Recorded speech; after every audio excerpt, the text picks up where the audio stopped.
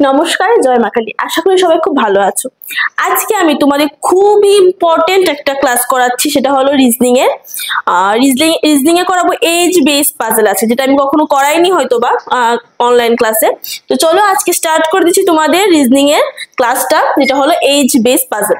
সবার আগে সবাইকে বলে দিই, আরআরবি পরীক্ষা চলে গেছে, এখন কিন্তু আইবিপিএস এর জন্য সবাই ফুল প্রিপেয়ার হয়ে যাও, খুব ভালো করে পরীক্ষা দেবে। আর এটা খুব ইম্পর্টেন্ট, এখন পরীক্ষায় একদমই মানে সবসময় প্রায় আসে এগুলো, ইয়ার বেস পাজল তো সবসময় আসে। চলো স্টার্ট করছি।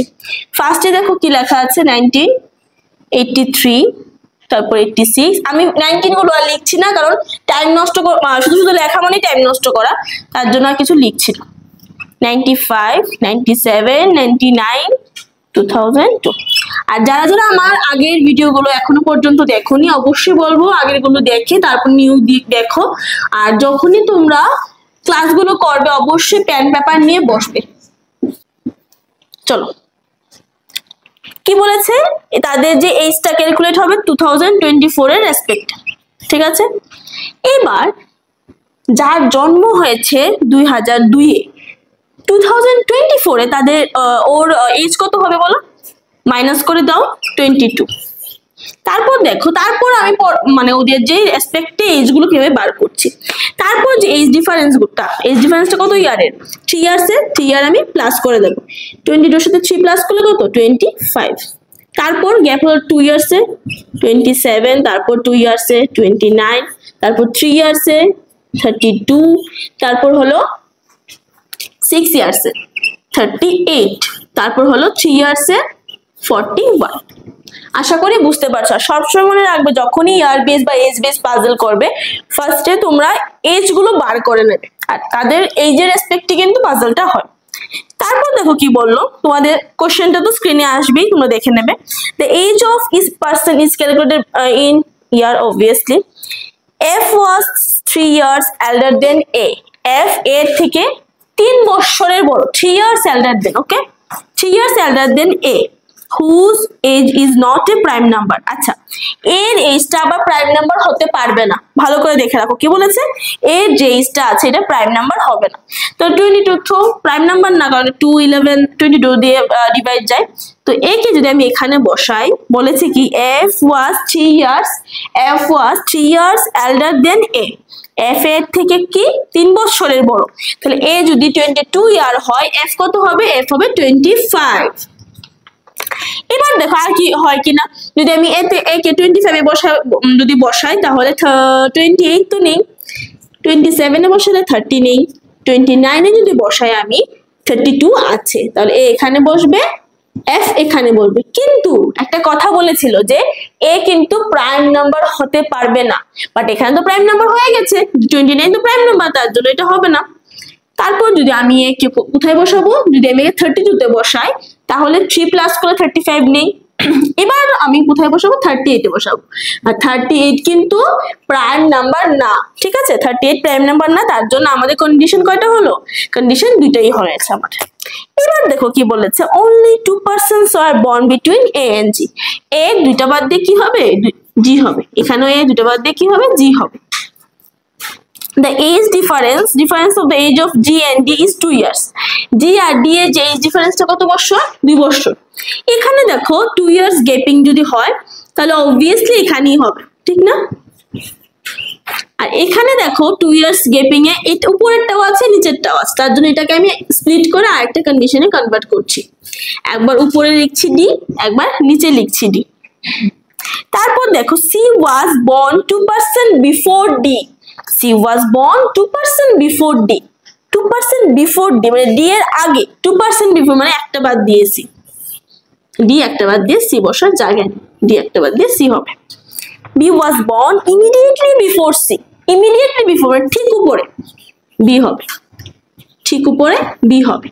তারপর বললো he was not born in an odd number year। বাকি আছে E, ই কি হবে না, অড নাম্বারের ইয়ারে হবে না। এখানে দেখো অড নাম্বার ইয়ারে হয়ে গেছে, তার জন্য এটা কাটা। আর এটা হলো আমাদের পাজলটা। আশা করি তোমরা বুঝতে পারছো। সবাইকে আবারও বলছি, যখনই পাজল করছো, এই যে আমি যে এ লিখে একটা সার্কেল করছি, সেটা খুব মোস্ট ইম্পর্টেন্ট। বিকজ অফ যখন আমরা বুঝি যে এটা পারফেক্ট, এটা এখানেই বলবে দ্যাট মিনস কনফার্ম, তখন আমরা কি দিই, একটা এ দিই, মানে একটা রাউন্ড দিই। যখন আমরা ভাবিনের সময় যে এ এখানে হতে পারে বা ওইখানে হতে পারে, সাপোজ যদি ধরে রাখো মানে বি এখানে হতে পারতো বা এখানে হতে পারতো, আমি অনেক সময় কি করি, ডাবল কন্ডিশন না নিয়ে ছোট করে বি লিখে রাখি, তখন কিন্তু আমি সার্কেলটা দেই না। দ্যাট মিনস আমি পারফেকশনের জন্য কি করি, ওই সার্কেলটা দিই। তো এটা পারফেকশন না দেখে আমি সার্কেল দিই না। যখন হওয়ার হয়তো বা বি পজিশনে যদি সি কেউ চলে আসে, তাহলে ওইখানে বি হবে। তো তার জন্য সার্কেল দেওয়াটাও খুব ইম্পর্টেন্ট। আশা করি তোমরা এটা খুব বুঝতে পেরেছো। আচ্ছা, নেক্সট যে পাজলটা এখন করব, সেটা হলো খুব ইম্পর্টেন্ট একটা পাজল, খুব ইম্পর্টেন্ট পাজল।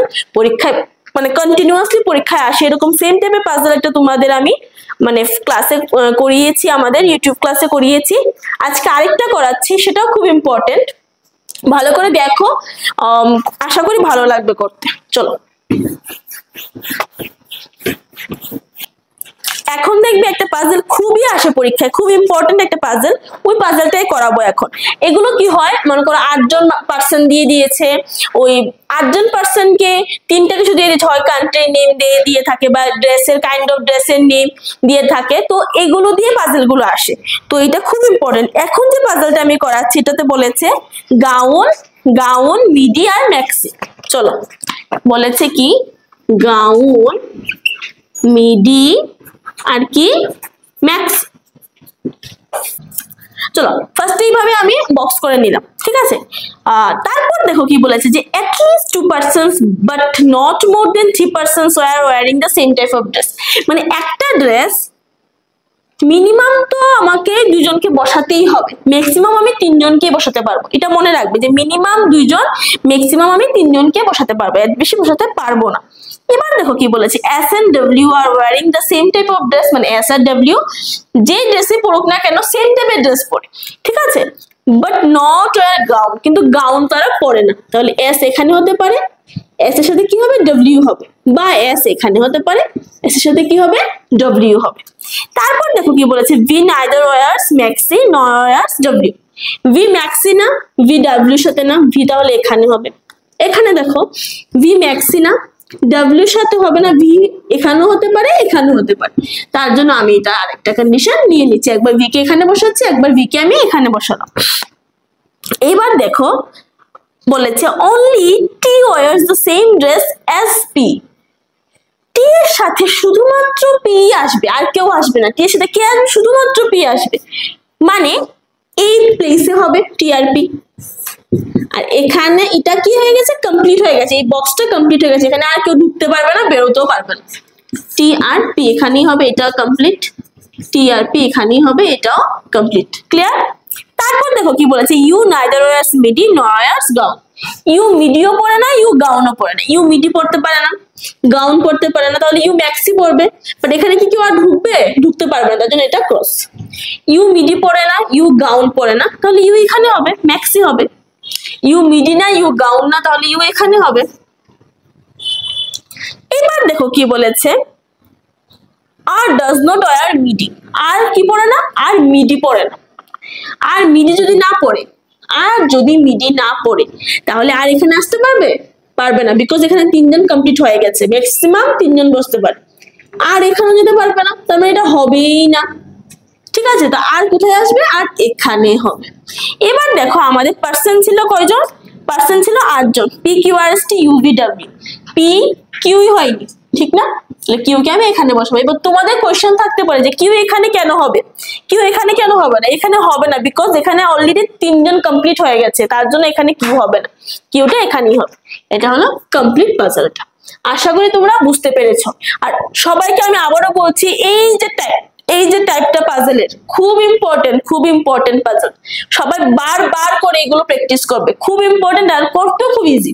তোমাদের বুঝালাম, তার জন্য হয়তো একটু টাইম লেগেছে, বাট খুব ইজি। আর এই পাজলটা প্রত্যেকটা পরীক্ষায় এই পাজলটা আসে। চলো নেক্সট আমরা যেটা করাবো শুরু করছি। চলো নেক্সট করাচ্ছি তোমাদের ডাইরেকশন। ডাইরেকশনও খুব ইম্পর্টেন্ট, আর ডাইরেকশন যখনই করবে না খুব পারফেক্টলি করবে, মানে এই যে ডাইরেকশনের যেই বলে 4 মিটার 3 মিটার এই ডিস্টেন্স গুলো তোমরা একটু পারফেক্টলি ড্র করবে, আর কোনোদিনও ডাইরেকশন ভুল হবে না। দেখো কি বলেছে এখানে, point A is 4 metre east of point B, point B এর 4 মিটার ইস্টে কে আছে, পয়েন্ট এ আছে। তারপর বলেছে which is 6 metre north of C, which মানে বি কে বলেছে, বি 6 মিটার নর্থে আছে, কার 6 মিটার নর্থে আছে, সি এর 6 মিটার নর্থে আছে। এবার বলেছে দেখো point D is 8 metre east of C, C এর ইস্টে 8 মিটার ইস্ট। দেখো করার স্টাইলটা কিরকম, এখানে তো 4 মিটার আছে, এতটুকু 4 মিটার, আরো যাবে 4 মিটার, ঠিক আছে, আরো 4 মিটার যাবে, তারপর কি 8 মিটার হলো, এখানে কে বসবে, ডি বসবে। এবার বলেছে point E is 8 metre north of D, D এর থেকে 8 মিটার নর্থে, নর্থ মানে উপরের দিকে হবে, এটা বসানোর একটা ট্রিক্স আছে। এটা হলো এই যে এটা হলো কত 6 মিটার, তারপর হবে 2 মিটার, টোটাল হলো 8 মিটার। এটা হলো কার পজিশন, ই এর পজিশন। এবার বলেছে দেখো and 10 metre east of F, and মানে কাকে বুঝিয়েছে, ই কে বুঝিয়েছে, 10 মিটার ইস্ট, ইস্ট মানে এইদিকে কিন্তু ই এর ইস্ট না, ওই ইটা হলো এফ এর ইস্টে, ঠিক আছে, ইস্ট অফ এফ, এফ এর ইস্টে, তাহলে এখানে কিন্তু দুইটা গ্যাপ দিতে হবে। দেখো নাও আমি কিভাবে করছি, এটা টোটালটা কত 8, তাহলে এখানে আর কত আসবে 2 আসবে, বুঝতে পারছো, এফ এর ইস্টে, ক্লিয়ার। তারপর হচ্ছে point G is 12 metre south of F, 12 metre south, F এর সাউথে মানে নিচে, এফ এর দেখো এখানে 6 এর 2 মিলে কত হয় 8 হলো, 8 ফার্স্টে আমি ড্র করলাম, 8 ড্র করলাম, আর 12 হতে আরো 4 লাগবে, নিচে 4 ড্র করলাম, এটা হলো কি জি। আশা করি বুঝতে পেরেছো। এরকম করে ড্র করলে কি হবে, তোমাদের কখনো ভুল হবে না, কোশ্চেন যখন করবে অ্যাটেম্প করবে ভুল হবে না। দেখো ফার্স্ট কোশ্চেনটা কি বলেছে, বলেছে যে 4 of the following 5 pairs of the points like, মানে এই পয়েন্টগুলোর মধ্যে কোনটা ডিফারেন্ট শুধু বার করতে আর কি, অড ওয়ান আউট। এ ই বলেছে, আমি লিখছি এখানে, তোমাদের তো অপশনগুলো আসবে তোমরা দেখে নিও। এ ই, এই যে এ থেকে ইর পজিশনটা এরকম, ঠিক আছে, তারপর এফ বি, এফ কোথায়, এফ বি, এফ বি এর পজিশনটা এরকম, তারপর হলো জিবি, জি কোথায়, জিবি, জিবি এরকম। যখনই দেখছো যে দুইটা এরকম হয়ে গেছে, মাঝখানেটা ডিফারেন্ট, মানে পরের গুলো এরকম হওয়ার পসিবিলিটি বেশি হবে, কারণ আমাকে অড ওয়ান একটাই বার করতে হবে, তাহলে অপশন কোনটা হবে, সেকেন্ড নাম্বার যে অপশনটা ছিল এফ বি, ওইটাই হবে রং, বিকজ এটা ডাইরেকশনটা উল্টা আছে ওইগুলোর থেকে, ঠিক আছে। এবার আসো সেকেন্ড নাম্বার কোয়েশ্চেন, বলেছে if point H is 4 metre north of G, G কোথায়, জি এর, জি এর দেখো 4 মিটার নর্থে যদি এইচটা হতো, দেখেছো পারফেক্টলি ড্র করা একদম পারফেক্ট হয়েছে। Then the distance between the H and F is same as the H and F এর ডিস্টেন্স কত 8, সেম অ্যাজ দ্য বিটুইন, কার কার মধ্যে সেম ডিস্টেন্স আছে, মানে এই ডিস্টেন্সটা কার কার মধ্যে আছে, এখানে বলছে এফ ই, এফ আর হবে না বিকজ এখানে 10 ডিস্টেন্স আছে, ইডি, ই কোথায়, ইডি হবে 8 ডিস্টেন্স আছে, আর বলছে সিডি, সিডিও 8 ডিস্টেন্স আছে, মানে আমাদের আনসার হবে both B and C, clear. তারপর দেখো কি বলেছে, তারপর বলেছে if point J is the mid point of CRD, দেখো সিআরডি মিড পয়েন্টটা পর্যন্ত আমি ড্র করে রেখেছি, তো জে কোথায় হবে, এখানেই হবে। দেন between C and D, then what is the direction and distance between point A with respect to J? A কোথায়, এই যে A with respect to J রেসপেক্টে কি পজিশন আছে, নর্থে আছে, কত মিটার, 6 মিটার নর্থে আছে, দেখো সি নাম্বার অপশনটা নর্থ 6 মিটার। আশা করি বুঝতে পেরেছো। সবাইকে বলছি আবারও, এই পারফেক্টলি যদি ড্র করতে পারো তাহলে ডাইরেকশনে যখন আনসার গুলো আসবে তুমিও নিজে পারফেকশন থাকবে যে না আমার আনসার গুলো ভুল হয়নি, ভুল হওয়ার চান্সেস একদমই থাকবে না। তো আশা করি তোমরা বুঝতে পেরেছো এটা। আর আজকের এই ভিডিওটা এখানেই শেষ করছি। সবাই ভিডিওটা খুব ভালো করে দেখবে, পেন পেপার নিয়ে বসবে, আগের ভিডিওগুলো যারা এখনো পর্যন্ত দেখোনি এগুলো দেখে তারপর কিন্তু এই লাস্টের ভিডিওটা দেখবে।